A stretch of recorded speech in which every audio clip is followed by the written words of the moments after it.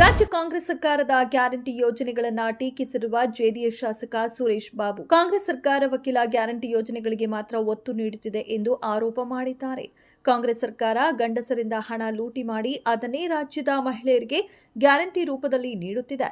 ಇದನ್ನೇ ದೊಡ್ಡ ಅಭಿವೃದ್ಧಿಯಂತೆ ಬಿಂಬಿಸಲಾಗುತ್ತಿದ್ದು, ಅಸಲು ಅಭಿವೃದ್ಧಿ ಕಾರ್ಯಗಳಿಗೆ ರಾಜ್ಯ ಸರ್ಕಾರದ ಬಳಿ ಹಣವೇ ಇಲ್ಲ ಎಂದು ಸುರೇಶ್ ಬಾಬು ತೀವ್ರ ವಾಗ್ದಾಳಿ ನಡೆಸಿದ್ದಾರೆ. ಬೆಳಗಾವಿಯಲ್ಲಿ ಮರಾಠಿ ಪುಂಡರ ನಡೆಗೆ ಕನ್ನಡ ಪರ ಸಂಘಟನೆಗಳು ತೀವ್ರ ಆಕ್ರೋಶ ವ್ಯಕ್ತಪಡಿಸಿವೆ. ಕರ್ನಾಟಕ ರಕ್ಷಣಾ ವೇದಿಕೆ ರಾಜ್ಯಾಧ್ಯಕ್ಷ ಟಿಎ ನಾರಾಯಣಗೌಡ ನೇತೃತ್ವದಲ್ಲಿ ಬೆಳಗಾವಿಯಲ್ಲಿ ಹೋರಾಟ ನಡೆಯುತ್ತಿದೆ. ಕರ್ನಾಟಕದ ಬಸ್ಗಳಿಗೆ ಮಸಿ ಬಳಿದ ಘಟನೆಗಳು ನಡೆದಿವೆ. ಈ ಎಲ್ಲ ಬೆಳವಣಿಗೆಗಳ ಬೆನ್ನಲ್ಲೇ ಸಿಎಂ ಸಿದ್ದರಾಮಯ್ಯ ಅವರು ರಾಜ್ಯ ಸರ್ಕಾರದ ಮುಖ್ಯ ಕಾರ್ಯದರ್ಶಿ ಶಾಲಿನಿ ರಜನೀಶ್ ಅವರಿಗೆ ಮಹಾರಾಷ್ಟ್ರ ಸರ್ಕಾರದ ಜೊತೆಗೆ ಮಾತುಕತೆ ನಡೆಸುವಂತೆ ಸೂಚನೆ ನೀಡಿದ್ದಾರೆ.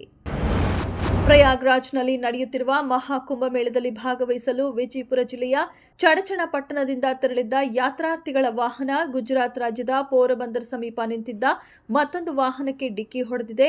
ಈ ಅಪಘಾತದಲ್ಲಿ ವಿಜಯಪುರದ ಇಬ್ಬರು ಸಾವನ್ನಪ್ಪಿದ್ದಾರೆ.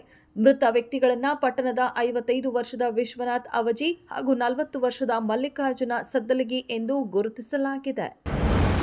ಕೇಣಿ ಗ್ರೀನ್ಫೀಲ್ಡ್ ಬಂದರು ನಿರ್ಮಾಣ ವಿಚಾರದಲ್ಲಿ ಸ್ಥಳೀಯರು ವಿರೋಧದ ನಡುವೆಯೂ ಬಲವಂತವಾಗಿ ಯೋಜನೆ ಜಾರಿಗೆ ರಾಜ್ಯ ಸರ್ಕಾರ ಮುಂದಾಗಿದ್ದು, ಕಾಮಗಾರಿ ಕೈಗೊಳ್ಳಲು ಕೇಣಿ ಗ್ರಾಮದ ನಿಷೇಧಾಜ್ಞೆ ಜಾರಿ ಮಾಡಿದೆ. ಬಂದರು ನಿರ್ಮಾಣ ಪ್ರದೇಶದ ಭೌಗೋಳಿಕ ತಾಂತ್ರಿಕ ಅಧ್ಯಯನ ಕಾಮಗಾರಿಗಾಗಿ ಗುತ್ತಿಗೆ ಕಂಪನಿ ಮುಂದಾಗಿದೆ.